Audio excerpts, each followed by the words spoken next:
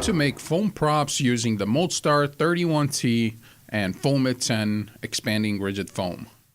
Now here you can see our model on the left with a casting on the right, and you can see that they are 100% identical and that all the detail has transferred in our casting, and because we used metal powder, we were able to polish it up and make it look like actual metal props. For our casting, we ended up using the FOAM-iT 10 because it's super lightweight yet very strong, and it's going to give us a very rigid yet durable prop. Now, this project I wanted to approach a little bit differently. We're not going to clay up all our models. Instead, we're going to use alginate to do the separation line or the clay up of the model.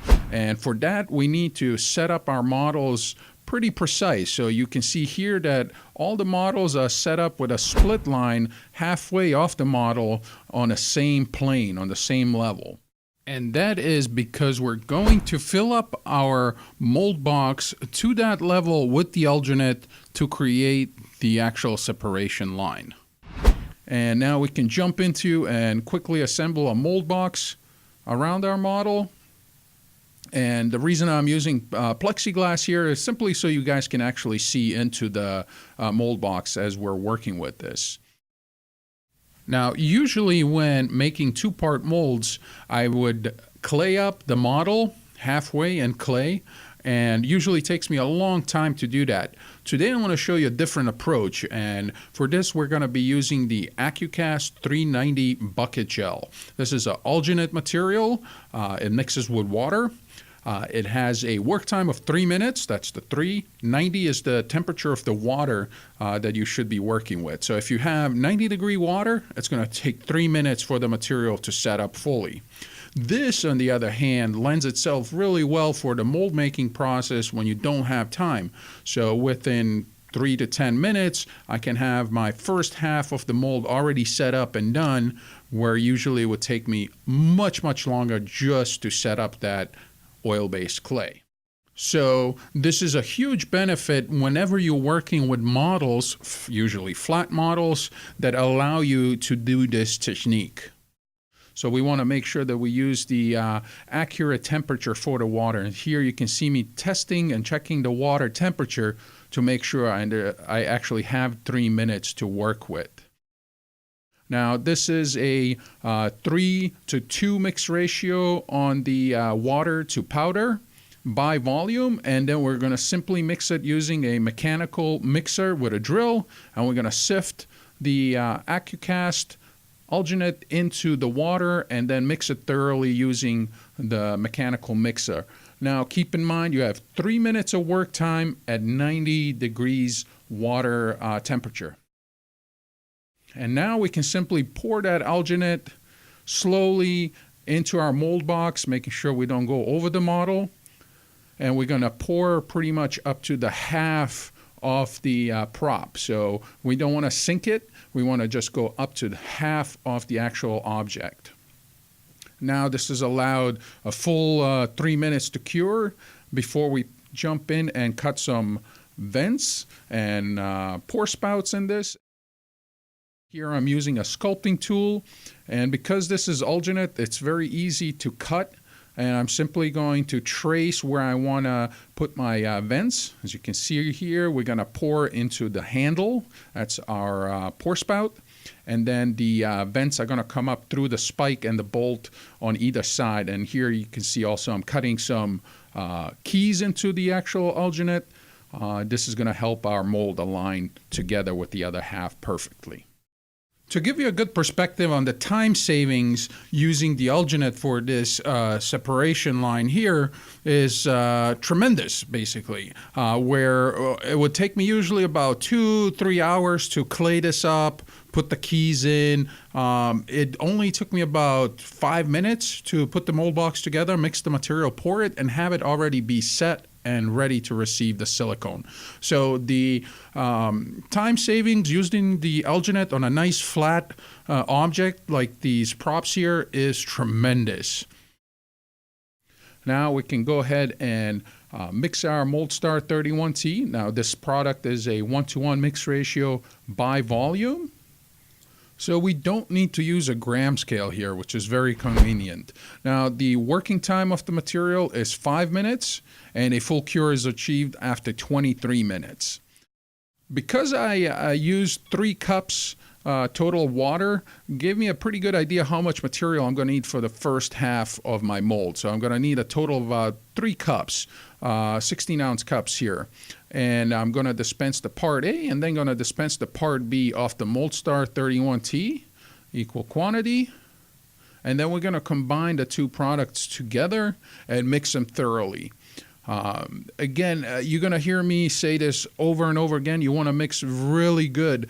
This material is translucent, so it's no indicator when you actually mixed enough or thoroughly. So what we're going to do is we're going to mix it by scraping the sides and then scraping the bottom of the container. And we're going to repeat this by transferring the material then into a second mixing container and repeat that procedure.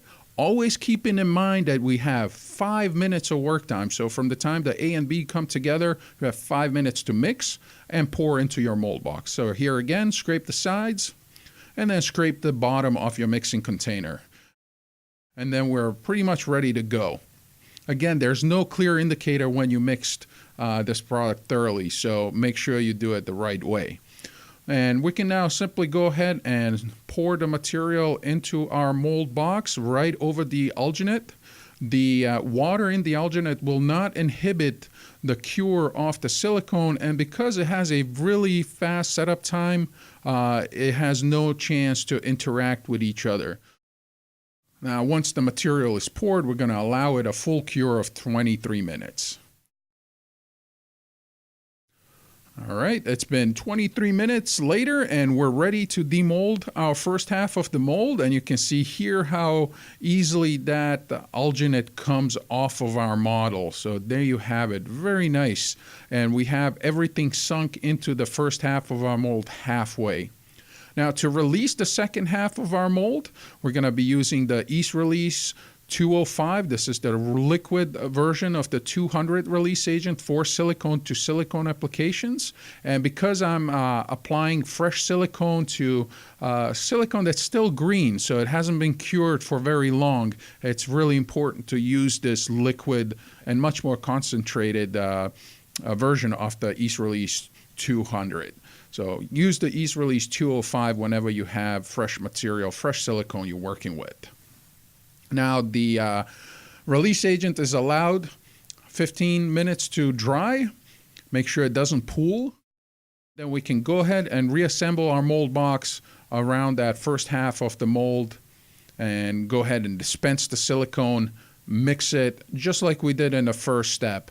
Always double mix your materials, especially when they're clear, when you cannot tell by a color if they're thoroughly mixed or not. So once again, secondary mixing container, scrape the sides, scrape the bottom of your mixing container, and then we're ready to pour that into our mold box. And we're going to go slowly here. This technique is called needling, so we let the material pour in a thin stream, and it helps break some of those air bubbles. Always pour in one spot and let the material seek its own way over the model, and that will prevent any kind of air bubbles on the surface of your model. It will just push them away. Now, the material is allowed, again, a full cure, 23 minutes. And then we can go ahead and demold our props, our original models, and get ready for the casting. Now that the mold is open, we can go ahead and remove those vents and pour spout that we cut into the alginate earlier. So if you remember, we cut the air vents, the keys, and the pour spout into the alginate, and then we casted silicone into them, creating a positive. Now that we have the entire mold open, those positives can be cut away to actually create the pour spout and create those air vents. Keep in mind, you don't want to cut away the keys that we made, so make sure you distinguish between the keys and your air vents. Now, for the casting procedure here, I'm using the FOAM-iT 10. This is a rigid foam. It has a mixed ratio of 1:1 by volume, so that's what we're going to go with. But you do want to keep in mind that the foams do have an extremely short pot life. This is 1.5 minute work time with a full cure of 2 hours. While the expansion rate of the FOAM-iT 10 is 6 times its original liquid volume. Now the color is beige, so if you need to have the material darker, make sure you add some So Strong or So UVO pigments. Now, besides the foam, we're going to be using nickel silver powder. This is real metal powder. So there are a few different cold casting techniques out there that you can use. The one that we're going to be employing here is the powdering of the mold, which means that our metal powder is going to be at the very outer layer of the casting, not within the actual casting medium. So we're not mixing any powder within our foam. Now, because we're using a dusting technique in the mold with the metal powder, you have to understand that there's only a very thin layer of the actual metal powder on the outer skin, if you want to call it that, of your casting. So what that means is you actually press too hard into the casting when you're buffing it with the steel wool. You can actually rub away, scratch away that outer layer, and it will show the resin underneath, or in this case the foam. And actually you can go even further and damage the surface of your casting if you press too hard into it, because you're actually using an abrasive material, the steel wool. So whenever you're doing the dusting technique with metal powders, make sure you go light on the buffing of your casting. Here you can see what that powder looks like in its raw form. So it's literally a powder that you can brush into the mold. We're going to sprinkle some of this into our molds, into the actual casting pieces. You don't need it all over the mold, just in the pieces you're actually casting. Now, like I mentioned, we're going to be doing a dusting technique of our mold with the metal powder. The metal powders are very expensive, so we want to minimize the use of them, and this technique allows just for that. Now, because the silicone is very static, it's going to cling to the metal powder that we brush into the mold, and again, the excess can be recycled, reclaimed, so we're not going to throw that out. Usually, metal powders are mixed into resins, epoxies, and sometimes even foams, and then casted into the mold, and then are present throughout the casting, or even throughout the first layer. Sometimes people back it up with just basic resin without any metal powder. Either way, both of those techniques would take a lot more metal powder to cast, to use for this kind of casting, whereby the dusting technique uses a small fraction of that. And then one little tip here is that you don't want to just throw this powder away. As you know, the metal powders can be quite expensive. So to repurpose, reclaim the powder, we're going to simply shake out the excess metal powder onto a paper sheet, and then we're going to put that back into the jar of the material.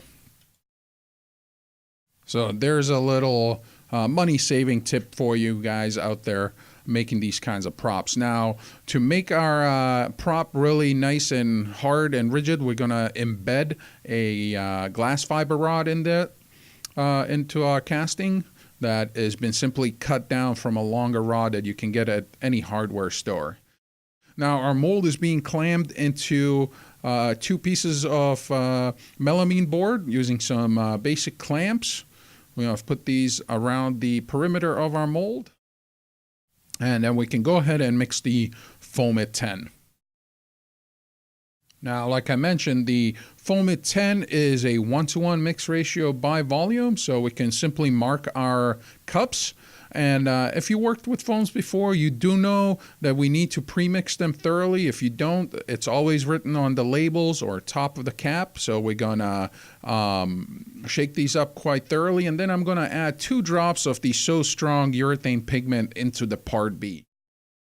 Now, the pigment is thoroughly mixed into the part B, and then we can go ahead and dispense our part A, equal quantity, equal amount. And then we're going to mix the two components together. Now, again, with the foams, they're extremely short work times, 1.5 minutes. And one thing to note here is that you want to whip in as much air into the mixture as possible. So air is actually your friend here. So we're going to whip this like it's pancake batter. And again, scrape the sides, scrape the bottom, make sure that all the material is thoroughly combined, and then get that material quickly into our mold. Once the material is poured into the mold, we can then insert that glass rod that we cut down earlier to reinforce the handle off the hammer so that the actual prop doesn't break, because the handle of the hammer is actually quite thin. And here you can see the material, the foam rising out of the mold, and that kind of ensures us that the mold was filled, and we're going to allow this now a full cure for 2 hours before demolding. Now, after 2 hours, our castings are ready to be demolded, and you can see here how easy those pop out of our molds. And the flashing is very minimal and can be easily broken with a hand or scraped with a razor blade. And here's our prop hammer.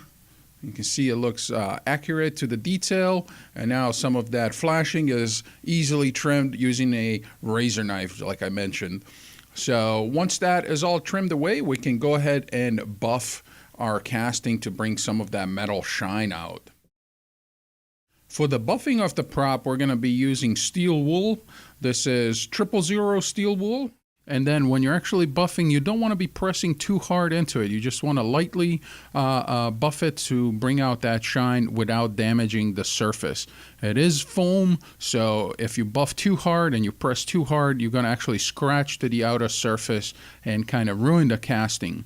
Now, this would be a little bit different if you're using a resin, and you could actually press into the resin, but even with that, you want to be aware that you don't buff away the outer layer of the metal powder. So, and here we have the end result of our project with the original models on the left and the absolutely identical castings on the right that are actually super lightweight and made out of foam. And here you can see the final casting and how realistic it looks with that metal powder in it. And also a quick test here. Make sure that it's actually really impact resistant, and you can see me just hammering that thing away, and it's for sure going to last a long time. You can see that the prop hammer, while being extremely lightweight and can be handled easily by 1 or 2 fingers, is also extremely durable and strong and will not easily break.